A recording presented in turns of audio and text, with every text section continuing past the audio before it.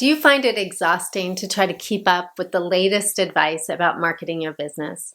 If you're in your 50s, marketing can feel really uncomfortable. Especially if you're a woman, you've probably been conditioned not to brag. Some of us were even taught that it's actually rude to call attention to ourselves or even to talk about ourselves at all, which makes it really uncomfortable and hard to do even the basic marketing work of putting ourselves out there on the internet or even face-to-face in person.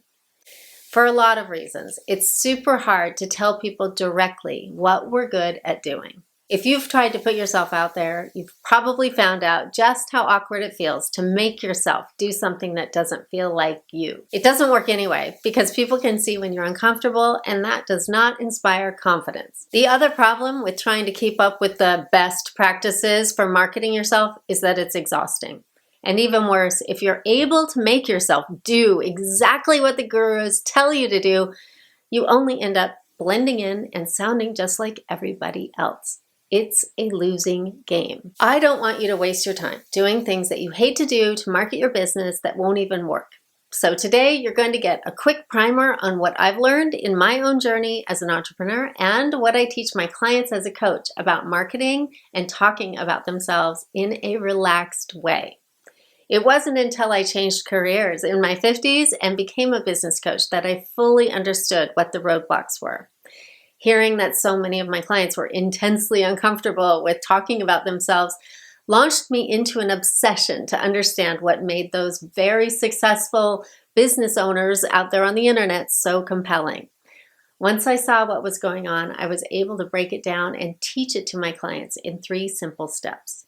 It's never too late to do this. It works whether your business is a service or a product, whether you're creative and arty or practical and polished. You can do this anytime, at your own pace, and in any order. It's actually kind of fun to do. And this is not a cookie cutter solution. It's unique to who you genuinely are. What makes you uniquely you is the only consistently reliable differentiator that you have. And coincidentally, just being yourself is also the best way to finally feel relaxed and natural marketing your business. By the end of this video, you'll know how to turn your many, many years of living into an asset for your business instead of a liability. To start, let me show you the #1 place where people get stuck, which keeps them from taking the steps they need to do marketing in a really genuine, relaxed way. It's this: they think it should be easy to talk about the work they love to do. After all, why shouldn't it be easy to talk about something that you're so excited about? But we all know it isn't. It's like asking a fish to describe water. Does a fish actually notice the water? Probably not. Just like the fish in the water, you probably take it for granted what's special about you. You don't think about it that much. It just is.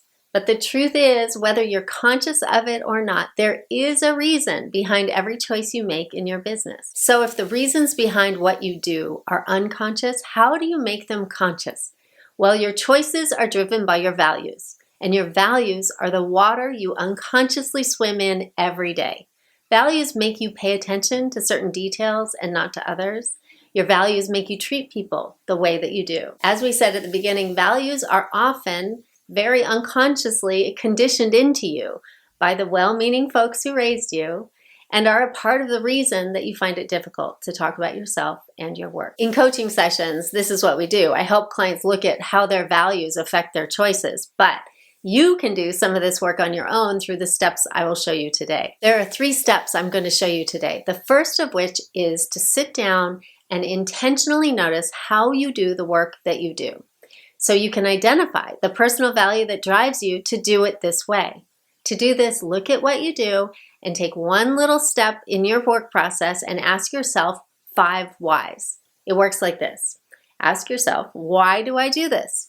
When you get an answer, ask why again and again until you've done it 5 times. Each time, name the value that's showing up. You can do this for every step or aspect of the work that you do. I find that writing in a journal is a great way to do this, but I do have a client who prefers to make spreadsheets and PowerPoint presentations to keep track of her thoughts. So you can do this any way you want to. To give you a real life example, if I think about my coaching sessions, we always start with something I call clearing, which is a chance to kind of say what's on your mind.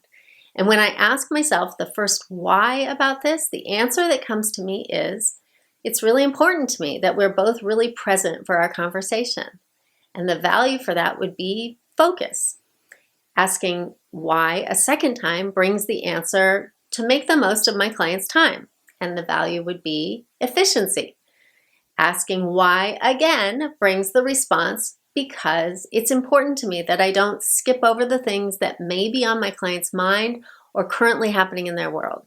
And that value would be caring. Asking why again, I get the answer to be of service. And when I ask the last why, I instantly get, because when coaching feels more connected, it is more impactful. So the word for that value is connection. So in this quick exercise, we just came up with the values of focus, efficiency, care, service, and connection. As you do this again and again for different aspects of the way you do your work, you will come up with a big list of values, and you'll start to see that the same values pop up again and again. You'll also notice that the same values show up consistently across your whole life, no matter which situation you are in, home or work. You've brought your subconscious values into your awareness now, but simply saying, I value connection doesn't really have a lot of oomph. I mean, how does someone know what that looks like to you, to know if it's the same for them? And how can someone tell if you really hold that value or if you're just saying you do to manipulate them? You need a way to communicate your values that is more effective than just listing them. So how do you do that? There's a mechanism in storytelling called show, don't tell. And this is how it works. Instead of saying, I value attention to detail, you describe what it looks like to value attention to detail. For example, you might tell someone about the way you searched through your big box of buttons to find the perfect one to finish the shirt that you made from handmade fabric, that you washed in salt and vinegar for 7 times to make sure it was soft and cozy as it could possibly be. I'm totally making that up, by the way. I have no idea what happens if you wash your clothes in salt and vinegar, so don't try that. Do you see how much more impactful that is? Rather than, trust me, I value attention to detail, the person you're talking to is able to hear your description of your process and make their own conclusion. This is step 2 in our process, finding examples that will show instead of tell. But how do you do that? The first place to look is in your own life. And this is where being in your 50s is a big advantage. Whoever's lived the longest has the most material to work with. Drawing from your lifetime of experiences, look for where the values you identified in the previous step show up in your personal choices. And note the following details. At what point in your life did you learn this value? From whom did you learn this value? Where were you when you learned it? And what did it look like? Knowing where your values came from gives you a way to show instead of tell that you can use to illustrate that value. An example for me is, I remember standing in the kitchen of my childhood home looking at the family pictures on the avocado green refrigerator and feeling like I couldn't breathe in that house. My mom had a really strong personality, and it didn't leave much room for me.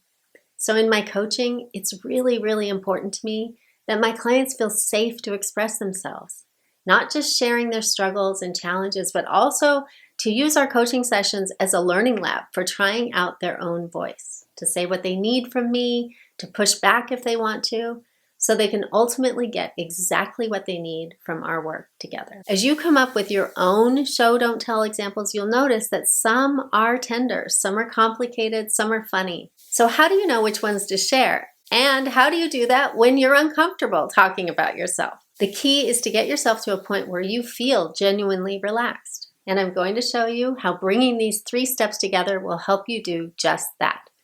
When you think about times in your life when you really are relaxed in conversation, you might notice that you're not actually thinking about yourself. You're focused on the person you're talking with, and the conversation just flows. You're settled into your body, and your mind is clear, and you're not thinking too hard. You're fully present. When you're fully present, your words are on the tip of your tongue, ready to roll out anytime you need them. The things that you want people to know about you and your business are so easy to access that you know them without thinking too hard, just like you know your own birthday or the color of your own eyes. Interestingly, preparation is what allows you to forget yourself and be genuinely present. The best presenters in the world don't just hop on the stage and talk off the cuff. They're not making it up as they go. No, they often give the same speech over and over again. Maybe not using the same memorized lines every time, though sometimes they do. They've just practiced enough to know what works really well for them. Step 3 for you is to create talking points that show how your values impact the way you choose to do your work. There's no need to memorize lines, just think ahead and decide what kind of story feels safe and on brand to share, or not. You definitely don't want to make people uncomfortable by oversharing or ramble on and miss an opportunity to make your point. Remember, thinking ahead about what you want to say and how you want to say it does not change how genuine the things that you say really are. You're simply respecting yourself and others by doing some preparation. When you follow the steps I've shown you today, you will bring your unconscious values into your awareness. You'll connect those values to who you are as a person and how you do your work. And you'll ensure that you're sharing the right information that you feel comfortable with. You don't have to posture or pretend or brag or force yourself to do things you hate doing to market your work. Just know the stories you want to tell and share them. If you're like me, you've lived a long time and have a lot of material to work with. This is actually an advantage of being in your 50s and running a business. Talking about yourself and your work does not have to be so hard. Let people get to know you through the things you say about yourself when you're networking, creating content, or writing copy for your website or emails to your list.